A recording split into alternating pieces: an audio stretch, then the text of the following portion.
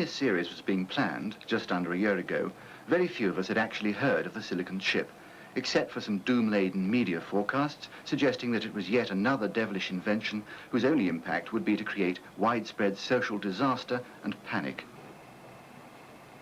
Dr. Christopher Evans, who died just before we completed these films, was a leading figure in world computer technology. He was a scientist and was deeply involved in the psychological implications of the changes the microprocessor will inevitably bring. He felt passionately that this second industrial revolution will ultimately lead to a more affluent society, but more important, that it will create a climate of far greater social awareness, where in the future, mankind, freed from the drudgery of mass-producing goods, will begin to learn more about his world and its people. In this, the last program, 4 people centrally involved with the computer revolution will discuss some of these issues. We hope the points they raise reflect those you may have questioned on seeing these films.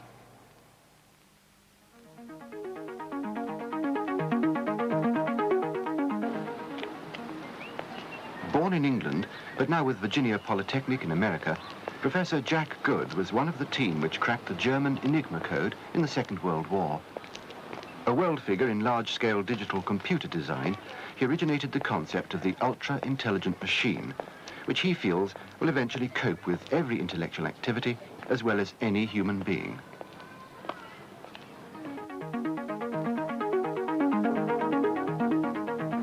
James Martin is one of the world's leading experts on database and telecommunications systems, and he organizes international seminars on this theme.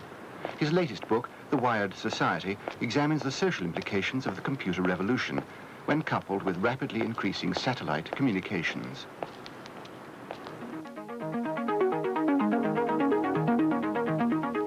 With a strong economic background, Barry Sherman has co-authored several books with Clive Jenkins on the effects the computer revolution will have on our patterns of work. He's the Director of Research at the Association of Scientific, Technical and Managerial Staffs in London.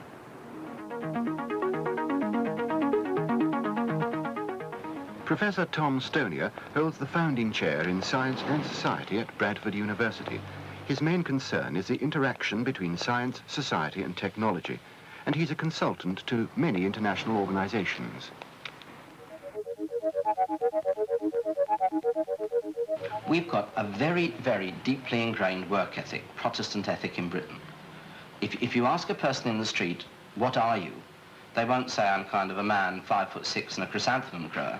They will say, well, I'm a joiner, I'm a carpenter, I'm a milkman. They identify with work. There is an identity in a job. So when people become unemployed and don't work, they tend to lose their identity. So you've got a financial penalty, but you've also got this very, very big psychological penalty. People feel they're not complete if they're not working. Now, frankly, that is going to have to change. At the moment, we're still worried about getting enough money to pay for sustaining the physical aspects of society. That actually is going to disappear very rapidly. As a matter of fact, in 30 years from now, I would expect no more than 10% of the labor force to be engaged in materials production. The other 90% will be engaged in essentially services, predominantly in jobs which relate people to people. Education, health, enormous number in health care and other social services and leisure industry and so forth. The most important thing about this technology is that we actually use it. We need to use it. We must use it. Now, there are forces at work which suggest that if we play the game wrong, we won't use it. It'll be choked off. It'll be a stillborn industrial revolution. And those forces are basically, if, firstly, managers in Britain don't accept the idea that that technology is there to be used. Secondly, they try to introduce it in a way in which unions will be almost forced to actually say, no, we don't want it. And thirdly, if governments insist on saying, look, if you're unemployed, tough luck. The same microelectronics industry has the capability to create an infinite array of new products. The number of new business opportunities now are greater than ever before. And if things go well in the 1980s, I think one of the patterns you can see building up now is there's more capability for an intelligent, young, aggressive person to become a millionaire in the 1980s than ever before in history, because there are so many new products that are needed and that he can create. British managers are conservative with a small c. They don't like taking risks. They're not paid enough to take risks. And frankly, even if they do take a risk and it succeeds, the senior management get all the credit. And if they take a risk and it fails, rather unlike America or Germany or France or Japan, if it fails, they get the boot. So it doesn't pay them to actually take the risk, to bring in a new product, to bring in a new component, to bring in a new process. So the first thing we've got to do is actually make managers take those sort of decisions. The rate at which we create new jobs, in my opinion, is going to depend upon the number of entrepreneurs in society. And so absolutely the worst thing that a country could do is to drive out its entrepreneurs. And as you look around the world today, as I travel the globe today, it's quite clear to me that some countries have been driving out their entrepreneurs. And that is very dangerous socially for the 1980s. Within the next 5 years, we should see the working week down to a minimum of 38 hours standard. And hopefully also with some sort of bar on overtime as well. And it won't only be Britain, it'll be almost every single West European country doing the same thing at the same time. Within 10 years, I would think that would be down to 35 or less hours. And certainly within 15, 20 years, that will need to be down to something like 21, 20 hours. Very low. Also, we shouldn't really think in terms of hours. We should think in terms of trips to work, which is the number of days that you work a week, not the number of hours. So people will be going for 3-day weeks, 2-day weeks, 5-day weekends. That'll be the answer. One of the factors that will hit manufacturing industry will be robotics and robots. Clearly, they are capable of doing a lot of the ordinary routine work that people working in factories do now. They're being introduced in almost every country in the world, almost with the exception of Britain. They will have an impact, certainly on some of the skilled trades, like welders, that will decimate that particular trade. But then it's never been the most interesting job. And if robots just do the drudgery type jobs, then providing we have the rest of our system geared to the people being either unemployed or working less time, they must again be a very good thing. We are now beginning to see real robots working in industry. And I think there's going to be a mass market for robots in the 1980s. You look at the robot welding machines, for example, you compare the rate at which a car body gets welded in the Toyota factory in Japan with the rate at which it gets welded in the typical factory in Britain. And the difference is quite phenomenal. And you've got the mail boy, the robot mail boy in Citibank over here delivering the mail, wandering its way down the corridors. And you've got the robots in the nuclear power stations. So there is quite a bit of use of robots now, but nevertheless, the technology of the instrumentation, the sensors, the visual perception, these technologies have got to get much better before we can build really versatile robots. Of course, there is a kind of fear or a hope that robots will eventually be able to do all the manual work and even all the uninteresting clerical work that people do. So there is a possibility that the amount of work that men will have to do on the average may be reduced to an hour a week, for example. This is very pleasant if only we know how to use our leisure time, but at the same time it is also dangerous, I think. We don't know whether we'll be able to use our leisure time wisely. We don't know whether the machines that control the robots might find that humans are dispensable. Just as the major economic activity of the agrarian era was to produce food, the major activity of the mechanical era was to produce manufactured goods. The major economic activity is going to be to fulfill psychic needs, and we will create a much more humanistic society because basically all the hard work that needed to be done to keep our bodies alive will be done by the robots and the machines. The difficulty is knowing how we can best get from here to there. As a biologist, I've often wondered if there was a period in this part of the universe when life didn't exist, and it's only about 3 billion years old. Is it the ultimate in the evolution of the universe, or may something follow it? And if something does follow it, what would it be? And my intuition tells me it would be intelligence, as different from life as life is from inanimate matter. I mentioned the notion of an ultra-intelligent machine, and I suppose I should define it. It is a machine which can perform the intellectual activity of any man as well as any man. One effect of ultra-intelligent machines, in my opinion, would be very rapid advances in medicine. The cure of cancer, you might say, how can a machine carry out experiments? Well, of course, the machine doesn't have to carry out experiments. It can say what experiments ought to be done. It can analyze all the data. It can take it all in. The ordinary man simply cannot possibly take in all the research that's being done on cancer. For example, a child, say, age 10 now, in 50 years' time, will be much healthier if there are advances in science and in medical science and in nutrition than a man of 60 is, the average man of 60 is now. And the advances in medicine in 50 years, even without the ultra-intelligent machine, may be so great that his expectation of life would already be decades more than they are now. But that puts him into almost a century ahead. A century of scientific medical advances by the UIM should presumably easily extend his life, shall we say, another 50 years, and so on. I mean, there's really no reason why that person should ever die except by accident, as far as I can see. The introduction and development of artificial intelligence and ultimately ultra-intelligence I think, first of all, is going to cause a very negative reaction among a large sector of the population for the very reasons that the idea that the Earth was not the center of the universe or that humans were descended from other primates generated that kind of reaction. We'd like to think that we are a very, very unique creature.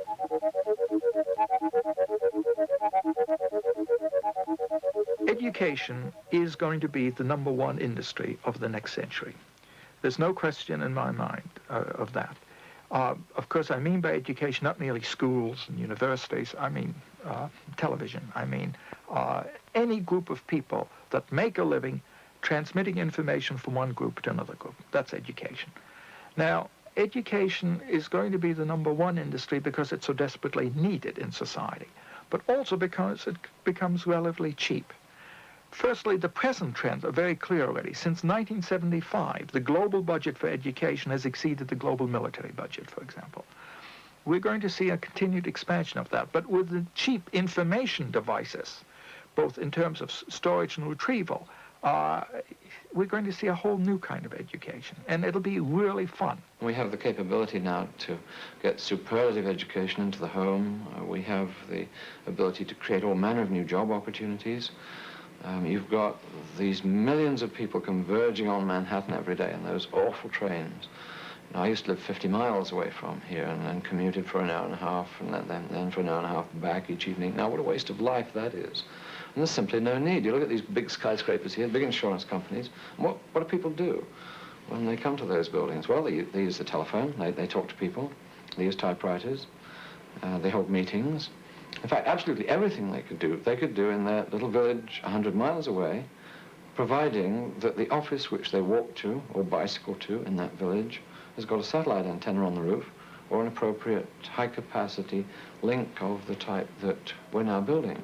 One of the advantages of computers, especially computers in the home, is simply for education. If it is easy and playful, so to speak, to acquire information by pressing buttons, that would encourage many children, especially those who'd already been using the computer for playing games, to acquire information from a central information store.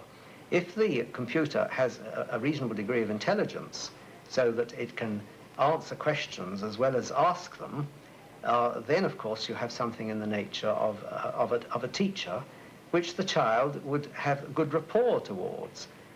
Some children, I think, are hard to educate simply because they cannot get rapport with an adult. The home environment will be unprecedented in the information. It'll make owning books or you know, an encyclopedia as outdated as now owning a Victorian slate to scratch on. That rich information environment will be a source of great stimulation and of great joy. However, we must recognize that the transition period is going to be very difficult.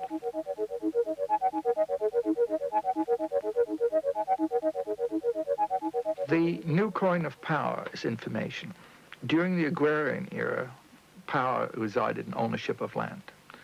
During the mechanical era, highlighted by the Industrial Revolution, of course, it was capital and money. Now it's information. But there's some very interesting features of information. For one thing, the old equations don't hold. If I give you half the land, I've got half left. If I give you half my money, I've got half left. But if I give you half my information, I still have the information left. So it creates all kinds of new economic interactions, certainly interactions which I think will tend to favor cooperation. Well, one of the great fears that people have about the spread of computers and the spread of advanced telecommunications is that it could be a tool which enormously aids a totalitarian government or a dictator. You can just imagine the appalling things that a Hitler could do with the technology which we have today. And so this is one of the very real fears. Now, totalitarian societies tend to be scared of too much communications. And if you look at the totalitarian societies, you find that most of the communications goes from the center to the periphery in the society. And the periphery doesn't have much lateral communications. In fact, at the beginning of this decade, I believe it was true that the number of telephones per person in Russia was less than the number of telephones per person in Fiji. I think that the importance of communication is shown rather dramatically by the possibility of the leaders of governments, especially, being able to become friends with the leaders of other governments. They could communicate so well, assuming that, for example, that mechanical translation was available, and so immediately, that they might become as friendly with the leader of another government as they were with the people in their own country, rather like the way that political marriages were arranged over the course of history. There is perhaps, strangely, one kind of sunny ray on the horizon, and that is the European Economic Community, of which I am not noted to be the most fervent supporter. But the Commission themselves have actually realized there is a problem, and they are producing documents to try and work out what the future will be for Europe, not based on the traditional patterns, not based on the traditional political patterns, not based on the traditional heavy industries, but based on a new form of industry, a new form of knowledge-based industry.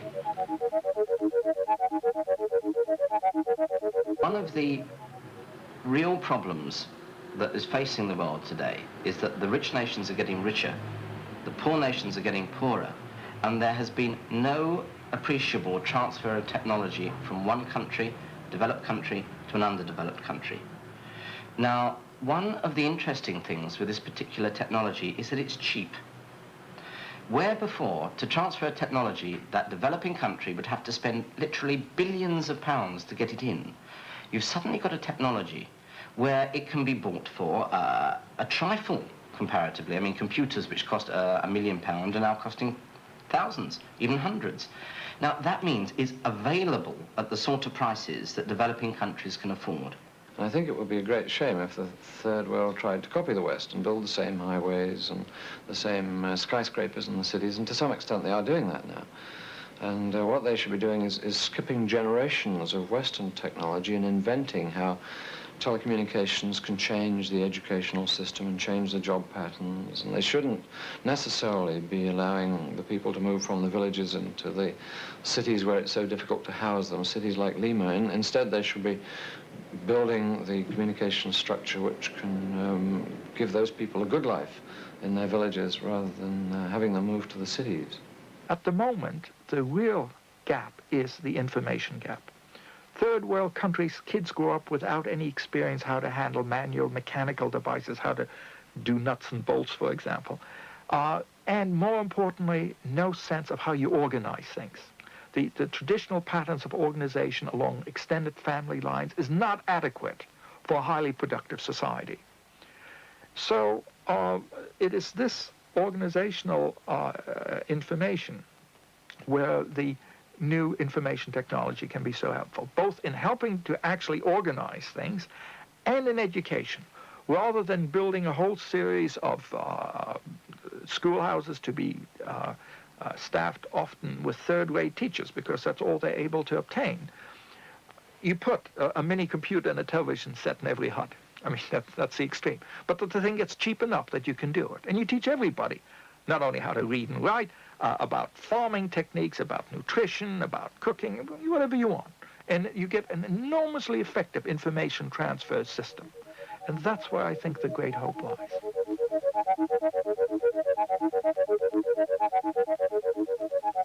This technology sharpens our conflicts. What it really means is we can approach things in just two ways. We can either say we carry on as we are at the moment with all our social, economic and political institutions and use the technology. And to my mind, all that will mean is a massive unemployment, a massive misery, a massive fear, and you will have to run that society at bayonet point. There is no other way. There is an alternative. The alternative is to take a humane way out, to negotiate, to treat the unemployed, if there are unemployed, as human beings, to actually reduce the amount of work and increase the amount of leisure, to give a better life for us, our children and our grandchildren, by actually redistributing the fruits of this technology. Now, if we take that way, it's got to be a far, far better world. Basically, I'm quite optimistic. And what I see happening now in the communicative era is the end of those other two dreaded horsemen of the apocalypse, war and strife. The mechanical era, the Industrial Revolution, eliminated pestilence and famine. War and strife will also be eliminated in this era as the primary motivation for war, which is always the extension of resources necessitated by enlarging population, as that problem is solved through the enormous productivity that will be generated by the new technology. A man lives about 1 billion seconds. He can only take in at the most a sentence per second. So that's a billion sentences. That is far less than the information available in the Library of Congress, for example. Whereas within 10 years, that size of information will probably be available to an ultra-intelligent machine. So simply on grounds of memory alone and access to that memory, the machine will have the advantage over a man. I see us beginning to emerge into a society which is not a static utopia, but rather a society in which we define in a scientific manner what it means to be human. What are human requirements? How should we structure society to maximize the options and the needs of all individuals? And from there, we may begin to do what humanity may well have been destined, which is to have life spread beyond this planet out into space. You know, we've embarked on a wild adventure. We really have. And nobody knows where all of this is going to lead. And in a sense, nobody's in control. In a sense, the technology is leading us, and we don't know where it's leading us. All that we can sensibly speculate about today is what's going to happen in the next 10 or 15 years. But for goodness sake, where on earth is it going to be by the time we are old, or by the time our children are old? I've got a 3-year-old daughter, and I think, you know, what's it going to be like when she's my age? And I really believe we've got the capability today to build a much better world for her than people are living in today. Whether we find these views encouraging or disheartening, one fundamental fact has to be faced.